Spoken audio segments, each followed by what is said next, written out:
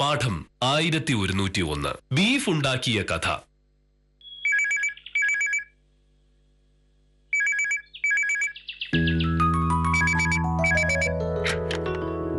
Hello, അതെ, K Mohanakrishna സാറാണ്.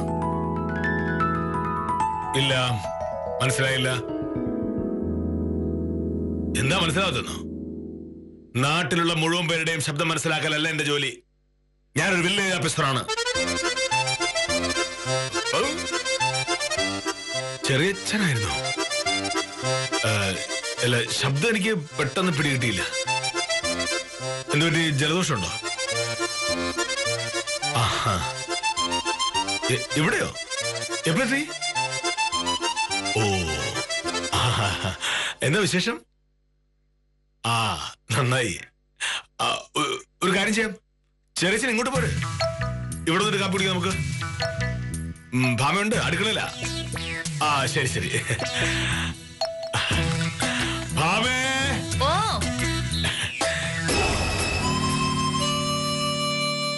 ഈശ്വര, അത് പ്രശ്നമാണല്ല.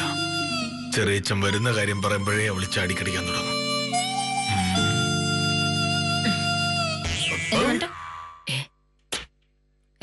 എന്തിനാ വിളിച്ചത്? ഞാൻ ഒരു ചായ വേണം. ചായ കുടിച്ചിട്ട് വരാം. വാ വാ. മോഹനേട്ടൻ ഒരു ചായ വേണമെങ്കിൽ അടുക്കളയിൽ നിൽക്കുന്ന എന്നെ ഇങ്ങോട്ട് വിളിച്ച് വരുത്തി ചായ വേണമെന്ന് പറയേണ്ട കാര്യമില്ലല്ലോ.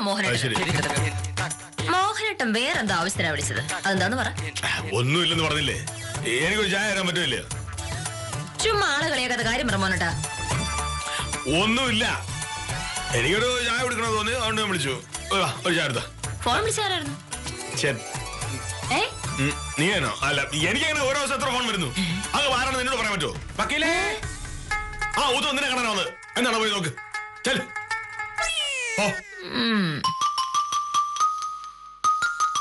ഭഗവാനെ, സംഗതി കുഴയും. എങ്ങനെയാവള് സോപ്പിടുന്നത്? നമസ്കാരം വക്കീലേ. നമസ്കാരം. വക്കീല് ഭയങ്കര തിരക്കിലായിരുന്നു. ഞാൻ അടുക്കളയിലായിരുന്നു. ഉത്തമൻ വന്ന കാര്യം പറ. തോമസ് കുട്ടിയുടെ കേസിന്റെ കാര്യം. ഉത്തമൻ എന്റെ വിശേഷം അന്വേഷിച്ചപ്പോഴേ എനിക്ക് മനസ്സിലായല്ലോ സംഭവം തോമസ് കുട്ടിയുടെ കാര്യം. അത് നടക്കൂല. അയ്യോ വക്കീലെ, അങ്ങനെ പറയരുത്. ഈടായി അവൻ കുറച്ച് സാമ്പത്തിക ബുദ്ധിമുട്ടിലാണ്, അതുകൊണ്ടാണ് ഫീസ് തരാത്തത്. വക്കീൽ അത് കാര്യമായിട്ട് എടുക്കണ്ട. ഞാൻ ഫീസാണോ ചോദിച്ചത്? അല്ലല്ലോ. പെറ്റീഷൻ ഫയൽ ചെയ്തതിന് രൂപ 3000 ചെലവായി. അതെങ്കിലും തരാനുള്ള മര്യാദ ഒന്നും കാണിക്കണ്ടേ?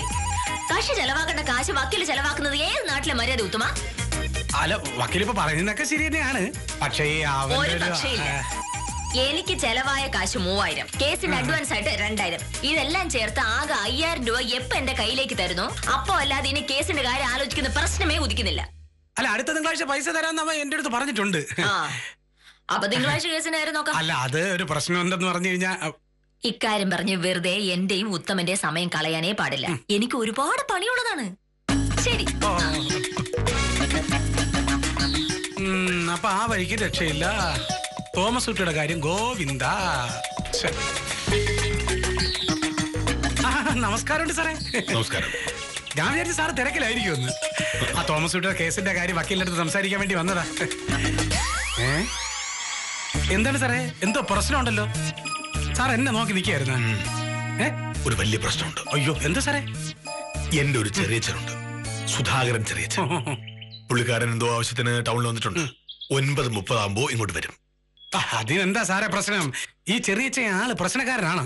പ്രശ്നമൊന്നുമില്ല, പക്ഷേ ഭാമയ്ക്ക് ആളത്ര ഇഷ്ടമല്ല. ഇതിനു മുമ്പ് ഒരിക്കൽ ഇവിടെ വന്നപ്പോ ഭാമയുടെ പാചകത്തെ പറ്റി കുറ്റം പറഞ്ഞു. അതവൾക്ക് തീരെ പിടിച്ചിട്ടില്ല. അത് ഏതെങ്കിലും പെണ്ണുങ്ങൾക്ക് പിടിക്കോ സാറേ?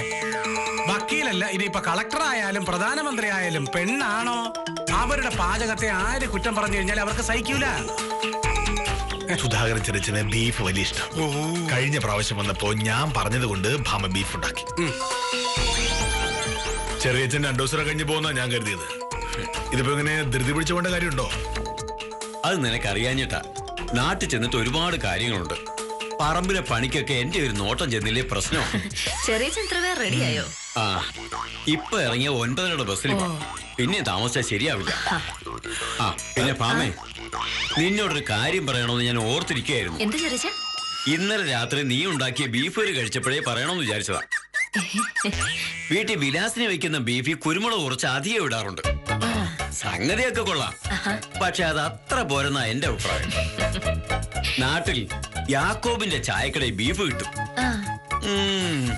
അതിന്റെ ഒരു പ്രത്യേക ടേസ്റ്റാ. അവൻ അതിൽ എന്തൊക്കെയാ ചേർക്കുന്നതെന്ന് ഞാൻ പലവട്ടം ചോദിച്ചിട്ടുണ്ട്, പക്ഷെ അവൻ പറഞ്ഞു തന്നില്ല. എന്റെ പെങ്ങടെ മോള് സുജാത ബീഫിന്റെ കാര്യത്തിൽ ഒരു സംഭവം. നല്ല തേങ്ങാക്കൊത്തൊക്കെ ഇട്ട് അവള് ബീഫ് ഉണ്ടാക്കും. സത്യം പറഞ്ഞ ഞാൻ പലപ്പോഴും അവിടെ പോകുന്ന അവളുണ്ടാക്കുന്ന ബീഫ് കഴിക്കാൻ. അപ്പൊ ചുരുക്കി പറഞ്ഞ അമ്മാവ് ബീഫിന്റെ കാര്യത്തിൽ ഒരു വിദഗ്ധൻ തന്നെയാ. അതുകൊണ്ടാ ഞാൻ പറയുന്നത്, ഇന്നലെ നീ ഉണ്ടാക്കിയ ബീഫ് തീരെ പോരാ. നല്ല ബീഫ് ഉണ്ടാക്കുന്ന എങ്ങനെയാന്ന് ആരോടേലും ചോദിച്ചു പഠിക്ക്. എന്നാ ഞാൻ ഇറങ്ങട്ടെ.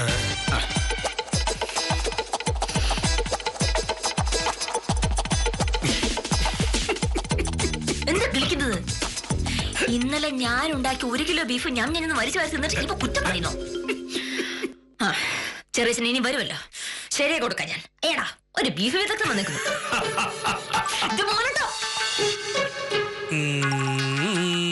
സുധാകരൻ ചെറിയച്ഛൻ വരുന്ന കാര്യം പറയുമ്പോ തന്നെ അവൾക്ക് ദേഷ്യം വരും. ആ കൂടുതൽ ബീഫ് ഉണ്ടാക്കും കൂടെ ഞാൻ പറഞ്ഞ അവസ്ഥ ആലോചിച്ചോക്ക്. പറഞ്ഞു കേട്ടെടുത്തോളത് പ്രശ്നമാണ് സാറേ. വക്കീല് ബീഫ് ഉണ്ടാക്കുന്ന പ്രശ്നമേ ഇല്ല. ചെറിയച്ഛൻ വരുന്ന കാര്യം വിളിച്ചു പറഞ്ഞ സ്ഥിതിക്ക് ബീഫ് ഉണ്ടാക്കാതിരുന്നാൽ ചെറിയച്ഛനത് വിചാരിക്കും. സാറേ, നമുക്ക് കൃഷ്ണൻകുട്ടിയുടെ കടയിൽ നിന്ന് ബീഫ് കറി വെച്ചത് വാങ്ങിച്ചാലാ? ചെറിയച്ഛനതൊക്കെ പെട്ടെന്ന് മനസ്സിലാവും. ഹോട്ടൽ ഉണ്ടാക്കിയതാണോ വീട്ടിലുണ്ടാക്കിയതാണോ അതിലെന്തൊക്കെ ചേർത്തിട്ടുണ്ടോ എന്നൊക്കെ ഒറ്റയടിക്ക് പറഞ്ഞോളായി. ബീഫ് എന്തായാലും ഇവിടെ ഉണ്ടാക്കിയേ പറ്റൂ. അങ്ങനെയാണെന്നുണ്ടെങ്കിൽ പിന്നെ ഒരു വഴിയുണ്ട്, പക്ഷെ ഇത്തിരി കടന്ന കൈയാണ്. എന്ത് വഴി? ഈ വക്കീലിന്റെ ബന്ധുക്കളുടെ കൂട്ടത്തിൽ ബീഫ് ഇഷ്ടമുള്ള ആരെങ്കിലും ഉണ്ടോ? എന്തിനാ? അല്ല സാർ, ഞാൻ ചോദിച്ചതിന് ഉത്തരം പറ. ആരെങ്കിലും ഉണ്ടാ ബീഫ് ഇഷ്ടമുള്ള വക്കീലിന്റെ ബന്ധുക്കൾ ആരെങ്കിലും?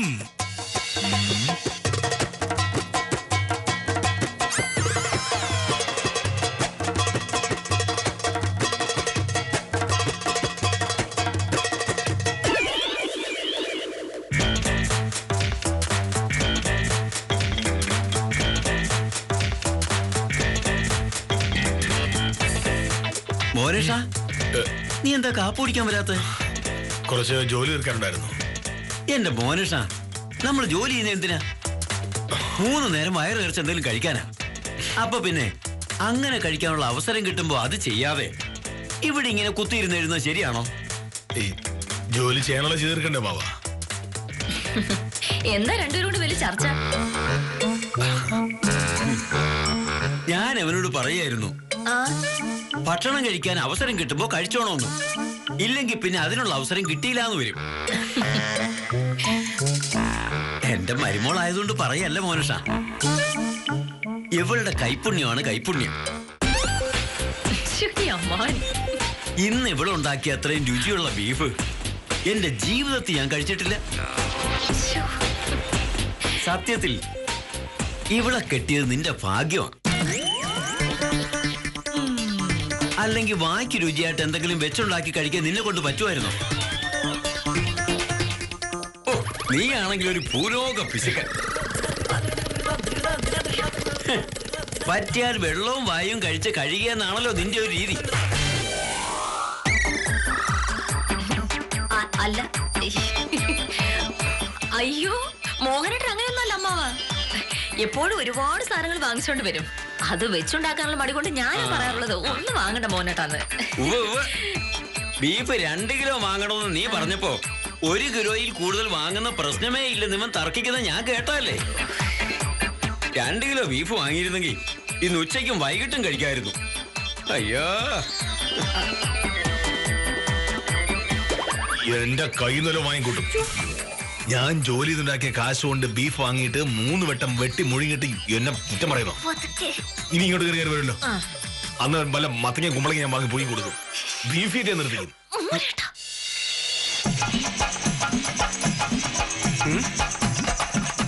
ഒരാളുണ്ട്, ബാഹുലേ അമ്മാവൻ. ഈ ബാഹുലേ അമ്മാവ് ഇപ്പൊ എവിടെ ഉണ്ട്? നാട്ടിലുണ്ടാവും.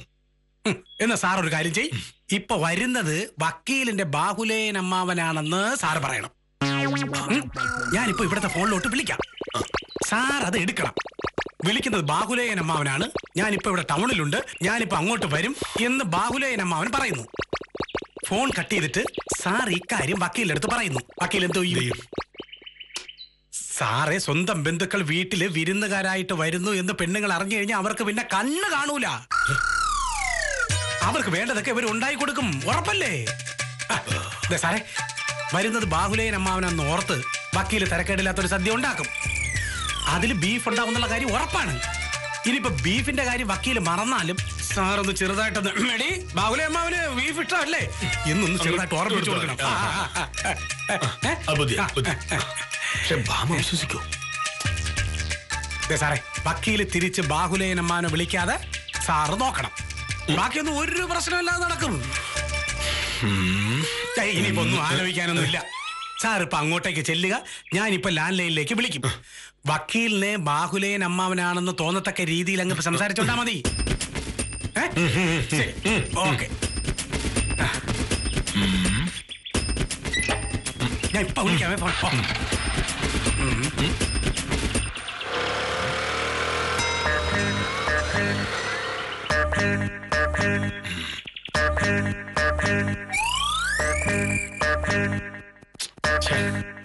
എത്ര താമസിക്കുന്നത്? ഫോൺ വിളിക്കാൻ കുറച്ച് ഓർക്കെ.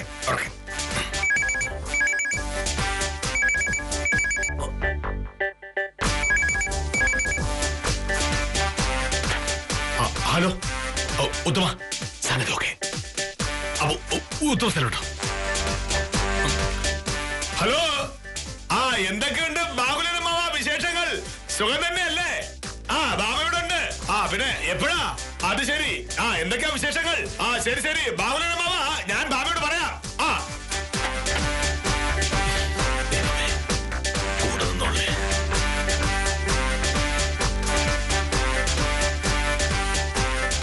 അമ്മേ, ഈ ഫോൺ മെലഡി ശബ്ദം നീ കേട്ടില്ലായിരുന്നോ? കേട്ടായിരുന്നു. ഞാൻ കുറച്ച് തിരക്കിലായി പോയി. മോഹനേട്ടൻ അത് എടുത്തോളൂ ഞാൻ വിചാരിച്ചു. ഞാൻ എടുത്തു. ഫോൺ നിനക്കായിരുന്നു. ആഹാ, ആരായിരുന്നു മോഹനേട്ടാ? ബാഹുലേയൻ അമ്മാവൻ. എന്താ കേട്ടത്? നിന്റെ ബാഹുലേയൻ അമ്മാവൻ തന്നെ? അല്ല, ഇവിടുത്തെ കൃഷി ഓഫീസിൽ എന്തോ ആവശ്യമായിട്ട് വന്നതാണ്. പുതിയ ഇനം തേങ്ങ തെങ്ങിൻ തൈ വന്നിട്ടുണ്ട്. അത് വാങ്ങാനാണ് വന്നതെന്നാ പറഞ്ഞത്. ഇന്ന് തന്നെ തിരിച്ചു പോയി ചെയ്യുന്നാ പറഞ്ഞത്. ഇന്ന് തന്നെയോ? ഇങ്ങനത്തെ ഒരു ആവശ്യത്തിനാണല്ലോ. അപ്പൊ ആവശ്യം കഴിഞ്ഞ് തിരിച്ചു പോവാല്ലോ. എന്നിട്ട് ബാഹുലി അമ്മ വേറൊന്നും പറഞ്ഞില്ലേ? ബാഹുബലിയല്ല, ബാഹുലേയൻ അമ്മാവൻ.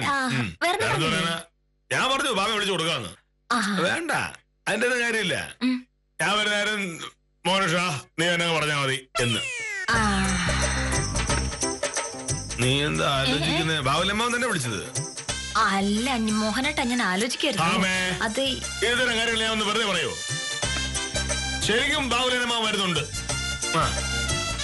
എനിക്ക് മനസ്സിലായി. അല്ല, അങ്ങനെയാണെങ്കിൽ രാവിലത്തേക്ക് കഴിക്കാൻ എന്തെങ്കിലും ഉണ്ടാകണ്ടേ? കഴിക്കാനുള്ള കൂടെ ഉണ്ടല്ലോ. അല്ല, ഈ ഞാൻ ഉണ്ടാക്കിയത് ഇഡ്ഡലി സാമ്പാറുവാ. അതിപ്പം ബാഹുലേനമ്മ വരുന്നുണ്ടെങ്കിൽ അത് പോരല്ലോ. ഒരു കാര്യം ചെയ്യാം, ജോണക്കുട്ടിയെ വിളിച്ച് പറഞ്ഞിട്ടുണ്ടെങ്കിൽ നല്ല ബീഫ് കൊണ്ടുതരും.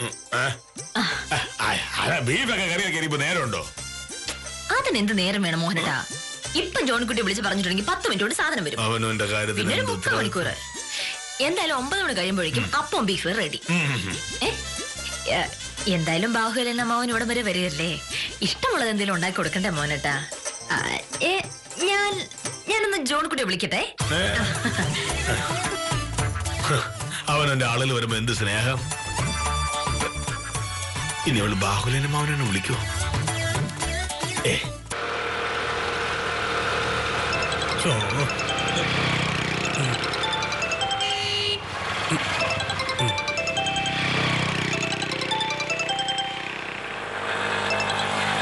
ഹലോ ഉത്തമ, ഞാനാ. എന്തായി സാറേ? സംഗതി ഏറ്റു. ബാഹുലേനമ്മാവൻ വരുന്നു കേട്ട പാടേ ഭാമ ഭയങ്കര സന്തോഷത്തിലാ. ഞാൻ സംഭവം പറഞ്ഞോടെ അവള് പറഞ്ഞെന്തെന്നറിയാമോ? എന്താ സാറേ? ബാഹുലേനെ അവന് ബീഫ് ഭയങ്കര ഇഷ്ടാ. ഇന്ന് ബീഫ് ഉണ്ടാക്കുന്നതിന്റെ ബായി കാര്യമൊന്നും. ജോണിക്കുട്ടിയെ വിളിച്ച് 2 കിലോ ബീഫ് അവള് തന്നെ പറഞ്ഞു. ആണ്. അപ്പൊ എന്റെ ബുദ്ധി ഏറ്റു. ഉത്തമൻ ഇത്രയും ബുദ്ധിയുണ്ടെന്ന് ഞാനും കരുതിയില്ല. ഇനിയിപ്പോ ഒന്നും പേടിക്കാനില്ല. സുധാകരൻ ചെറിയച്ഛൻ വരുമ്പോഴേ അവൾക്ക് കാര്യം മനസ്സിലാവും. അല്ല, അപ്പോഴേക്കും ബീഫ് റെഡി ആയിരിക്കുമല്ലോ. പിന്നെ സാറേ, ഒരു ചെറിയ കാര്യം ഓർത്തോണം. ബാഹുലേൻ അമ്മാവൻ വരുന്നു പറഞ്ഞ് വക്കീലിനെ കൊണ്ട് ബീഫ് ഉണ്ടാക്കിയിട്ട് സുധാകരൻ ചെറിയച്ഛന് വേണ്ടിയിട്ടായിരുന്നു എന്ന് വക്കീൽ അറിയുമ്പോ എങ്ങനെ വക്കീൽ പ്രതികരിക്കുമെന്ന് എനിക്ക് അറിഞ്ഞൂടാ. ഉണ്ടാക്കി വെച്ചിരിക്കുന്ന ബീഫിലേക്ക് സോപ്പ് പൊടി വാരിയിടുകയോ മണ്ണെണ്ണ കോരി ഒഴിക്കുകയോ ചെയ്തു കഴിഞ്ഞാൽ പണി പാളുവേ. അതുകൊണ്ട് സാറേ, ബീഫിൽ എപ്പോഴും ഒരു കണ്ണുണ്ടായിരിക്കണം. അത് ഞാൻ ഏറ്റു. ഇപ്പൊ എല്ലാവരുടെ കണ്ട് ബീഫിലാണല്ലോ. ഇപ്പൊ ഞാനായിട്ട് എന്തിനാ കുറയ്ക്കുന്നേ? അപ്പൊ ശരി സാറേ. ശരി.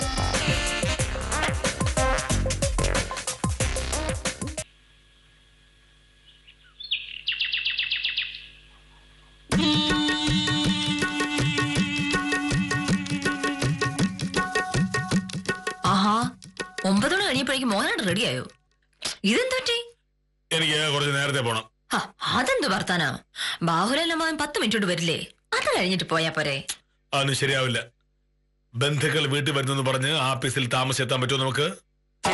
ഞാൻ അന്വേഷിച്ചു എന്ന് നീ ബാഹുലേൻ അമ്മയോട് പറഞ്ഞാൽ മതി. എനിക്ക് കാര്യമൊക്കെ മനസ്സിലായി. കഴിഞ്ഞ തവണ വന്നപ്പോ ബാഹുലേൻ അമ്മാവൻ മോഹനേട്ടന് ഇഷ്ടമല്ലാത്ത എന്തോ പറഞ്ഞു. അതിന്റെ ദേഷ്യം ഇപ്പോഴുണ്ടല്ലേ മോഹനേട്ടന്? അതിനില്ലായിരിക്കോ? അമ്മാവന്റെ സംസാരം കേട്ടാ ഞാൻ നല്ല ഭക്ഷണം കഴിച്ചു തുടങ്ങി നിന്നെ കല്യാണം കഴിച്ച ശേഷം തോന്നുമല്ലോ. അതൊക്കെ ബാഹുലേൻ അമ്മാവൻ എന്നോടുള്ള സ്നേഹം കൊണ്ട് പറയുന്നല്ലേ മോനേട്ടാ. മോനേട്ടാ ഒന്ന് കാര്യാക്കല്ലേ. പിന്നെ പുള്ളിക്കാരൻ ഒരു പഴയ ആളല്ലേ. മോഹനേട്ടനെ പോലെ വിദ്യാഭ്യാസവും ലോകവും ഒന്നും ഉണ്ടാവില്ലല്ലോ. അപ്പൊ പിന്നെ അങ്ങനെയൊക്കെ പറഞ്ഞു നിൽക്കില്ലേ? നല്ല വിവരമുള്ള മോഹനേട്ടനല്ലേ ഒക്കെ ക്ഷമിക്കേണ്ടത്. മോഹനേട്ടൻ ആരാണെന്ന് മോഹനേട്ടൻ കരുതിയിരിക്കുന്നത്? ഈ നാട്ടുകാരെ മുഴുവൻ ബഹുമാനിക്കുന്ന ഒരു വില്ലേജ് ഓഫീസർ. അങ്ങനെ ഒരാൾ ഇങ്ങനെ ഒരു നിസാര കാര്യത്തിന്റെ പേരില് ഇങ്ങനെയൊക്കെ മുഖം ഓർപ്പിച്ചിരിക്കുന്നത് ശരിയാണോ? ഇതൊക്കെ ഇപ്പൊ നിന്റെ കാര്യം സാധിക്കാൻ വേണ്ടി നീ പറഞ്ഞുണ്ടാക്കുന്നല്ലേ? ബാഹുലേനമ്മ വരുമ്പോ ഞാൻ എന്തെങ്കിലും പറഞ്ഞാലോ പേടിയുണ്ടല്ലോ നീ ഇങ്ങനെയൊക്കെ പറയുന്നത്. മോഹനേട്ടൻ അങ്ങനൊന്നും പറയില്ല എന്നുള്ള ഇത് എനിക്ക് അറിഞ്ഞൂടെ? അത് പറയും ഇത് പറയുന്നൊക്കെ പറഞ്ഞ് പേടിപ്പിക്കും. പക്ഷെ ശരിക്കും ഒന്നും മോഹനേട്ടൻ പറയില്ല. നിന്റെ ബന്ധുക്കൾ വരുമ്പോ കാണിക്കുന്ന ഈ സ്നേഹമൊന്നും എന്റെ ബന്ധുക്കൾ വരുമ്പോ നീ കാണിക്കാറില്ലല്ലോ.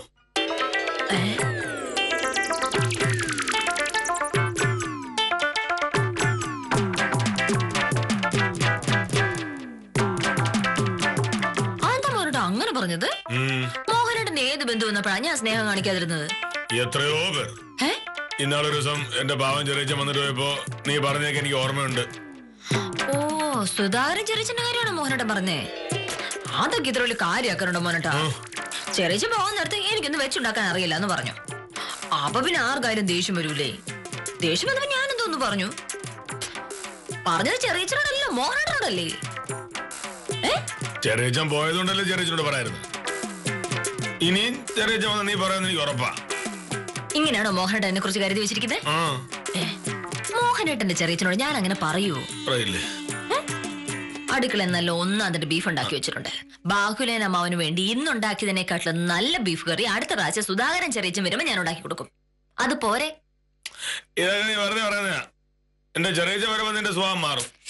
എന്റെ മോഹനേട്ട ഇല്ല.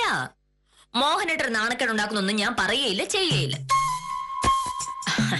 ബാഹുലേൻ അമ്മാവൻ വരാൻ സമയമായി. നമ്മൾ തമ്മിൽ ഇതാ ഒരു ഒത്തീർപ്പുണ്ടാക്കാൻ പോവാ. ബാഹുലേൻ അമ്മാവനോട് മോഹനേട്ടൻ ഭയങ്കര സ്നേഹമായിട്ട് പെരുമാറുന്നു. പകരം ഇനി സുധാകരൻ ചെറിയച്ഛൻ വരുമ്പോ ഞാനും നല്ല അന്തസ്സായിട്ട് പെരുമാറും. പോരെ?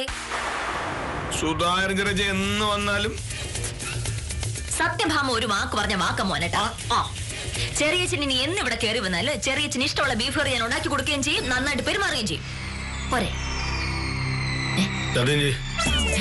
അതിനെന്തിനാണ് സത്യമൊക്കെ ചെയ്യണത്? സത്യം. പോരെ? ഞാൻ അടുക്കളയിലേക്ക് ചെല്ലട്ടെ. അപ്പൊ അവൻ ഇത്രയും ദൂരയാത്ര കഴിഞ്ഞ് വരികയല്ലേ, വരുമ്പോഴേക്കും എന്തെങ്കിലും കഴിക്കാൻ കൊടുക്കണ്ടേ? പോട്ടെ.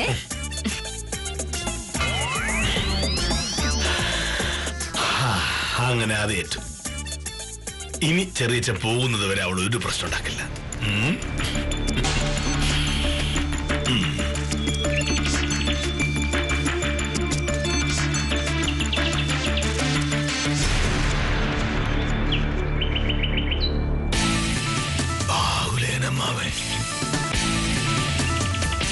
ഇതെങ്ങനെ ഈ നേരത്തെ ഇവിടെ എത്തി?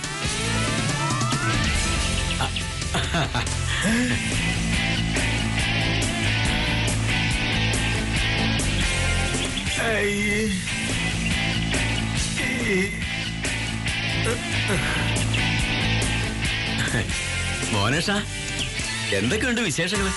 സുഖമായിട്ടിരിക്കുന്നു. നീ ആഫീസിലേക്ക് ഇറങ്ങും മുമ്പ് എത്താൻ വേണ്ടി ഞാൻ ടൗണിൽ നിന്ന് ഓട്ടോ പിടിച്ചാ വന്നത്. ഓട്ടോ ചാർജ് ഒക്കെ എന്താ? ഇതുവരെ വന്നേരാമ 200 രൂപ വാങ്ങിച്ചിരിക്കുന്നില്ലേ? കാര്യമായിപ്പോയി. അമ്മ എന്താ വന്ന ഒരു മുന്നറിയിപ്പില്ലാതെ? മുന്നറിയിപ്പില്ലാതെയോ? ഞാൻ ഇന്നലെ സത്യഭാമയെ വിളിച്ച് പറഞ്ഞാണല്ലോ. ആഹാ, അമ്മോൻ എത്തിയോ? ഇപ്പൊ ഇതല്ലേ ഉള്ളു. യാത്രയൊക്കെ സുഖമായിരുന്നു അമ്മാവ? ഭയങ്കര സുഖമായിരുന്നുണ്ടാവും. സുഖമായിരുന്നു എന്ന് പറയാം. പിന്നെ ഈ പ്രായത്തിൽ ബസ്സിലൊക്കെ കയറാൻ ഭയങ്കര പാടാരം നിർബന്ധിച്ചായിരുന്നു. പക്ഷെ സ്വന്തമായിട്ട് കാറ് വേണമെന്ന് പറഞ്ഞാൽ നടക്കില്ലല്ലോ. കൈ കാശ് വേണ്ടേ? കൈ കാശുള്ള എവനെ പോലുള്ളവര് കാറ് പോയിട്ട് സൈക്കിൾ പോലും വാങ്ങില്ല. യാത്ര ചെയ്ത് വന്നല്ലേ മോനകത്ത് കയറിയിരിക്കെ. ഞാൻ നല്ല 1-ാം തരം അപ്പവും ബീഫ് കറിയും ഉണ്ടാക്കി വെച്ചിട്ടുണ്ട്. നീ അത് ഉണ്ടാക്കി വെക്കുമെന്ന് എനിക്കറിയായിരുന്നു. അതിനല്ലേ ഞാൻ ഇന്നലെ തന്നെ നിന്നെ വിളിച്ച് പറഞ്ഞത്. അകത്തേക്കിച്ചല്ലേ.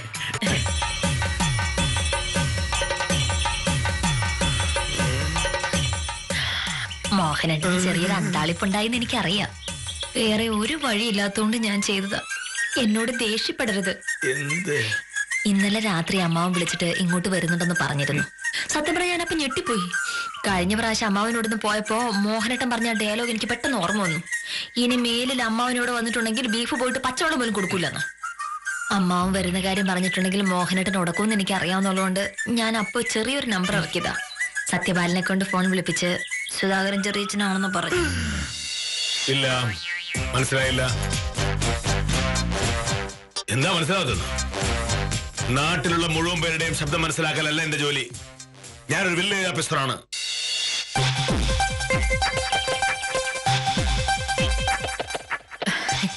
മോഹനേട്ടന്റെ ചെറിയച്ചൻ വരുന്നു എന്ന് പറഞ്ഞാ മോഹനേട്ടൻ ബീഫ് വാങ്ങാൻ സമ്മതിക്കൂലോ. അപ്പൊ പിന്നെ ആ വഴി എന്റെ മുന്നിലുണ്ടായിരുന്നുള്ളൂ. പക്ഷെ കുറച്ചു കഴിഞ്ഞപ്പോ മോഹനേട്ടനോട് പറഞ്ഞു ബാഹുലിന്റെ മാവ് വരുന്നുവെന്ന്. സത്യം പറഞ്ഞ ആദ്യം ഞാൻ ഞെട്ടിപ്പോയി. മോഹനേട്ടാ, ശരിക്കും ബാഹുലിന്റെ അമ്മാവൻ വിളിച്ചു കാണുന്ന ഞാനിപ്പോ കരുതിയത്. അപ്പോഴല്ലേ മോഹനേട്ടൻ പറഞ്ഞത് ബാഹുലിന്റെ അമ്മാവൻ കൃഷി ആഫീസിൽ എന്തോ പുതിയ തരം തെങ്ങന്തൈ വന്നു എന്നറിഞ്ഞു വരുന്നതാണെന്ന്. സത്യത്തിൽ ബാഹുലിന്റെ അമ്മാവൻ മുനിസിപ്പൽ ഓഫീസിൽ പോകാനാണ് വരുന്നതെന്നുള്ള കാര്യം എനിക്കറിയാലോ. പിന്നെ മോഹനേട്ടൻ പറഞ്ഞത് മുഴുവനും കള്ളമായിരുന്നു.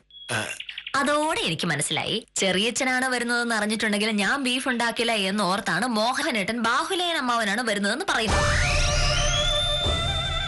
സത്യത്തിൽ ഞാൻ മോഹനേട്ടന്റെ അടുത്ത് ഇറക്കിയ അതേ നമ്പറാണ് മോഹനേട്ടൻ തിരിച്ച് ഇങ്ങോട്ട് ഇറക്കിയത്. നമ്മൾ തമ്മിൽ എന്തൊരു യോജിപ്പാണല്ലേ. എന്നാലും കൂട്ടുപിടിച്ച് തന്നെ പറ്റിക്കാൻ നോക്കിയല്ലോ നീ. മോഹനേട്ടൻ എന്നെ പറ്റിക്കാൻ ആരെയാ കൂട്ടുപിടിച്ചത്? ഉത്തമനല്ലേ? ആയിരിക്കും. ഉത്തമൻ പോയതിന് ശേഷമാണല്ലോ മോഹനേട്ടൻ ബാഹുലേൻ അമ്മാവന്റെ കാര്യം പറഞ്ഞോണ്ട് വന്നത്. ഞാൻ മോഹനേട്ടനെ പറ്റിക്കാൻ നോക്കി, മോഹനേട്ടൻ തിരിച്ചു. അത് തീർന്നു. അത് എന്റെ അമ്മാവനല്ലേ? മോഹനേട്ടൻ ഒരു ദിവസം ചെറിയച്ഛനെ വിളിച്ചു. ചെറിയച്ഛൻ ആവശ്യം പോലെ ബീഫ് കറി ഞാൻ ഉണ്ടാക്കി കൊടുക്കില്ലേ? പ്രശ്നം തീർന്നേ. എന്നാലും ഒരെന്നാലുമില്ല, നമ്മൾ ഇങ്ങനെയാണ്. ഭാര്യയും ഭർത്താവും പരസ്പരം പറ്റിക്കാൻ നോക്കിയപ്പോൾ സംഭവിച്ച കാര്യങ്ങളാണ് നമ്മൾ കണ്ടത്. എന്തായാലും ഇന്നത്തെ വിജയി സത്യഭാമയാണെന്ന് സമ്മതിച്ചേ പറ്റൂ. വില്ലേജ് ഓഫീസർക്ക് ജയിക്കാനുള്ള കഥകൾ ഉടനെ ഉണ്ടാവുമെന്ന് പ്രതീക്ഷിച്ച്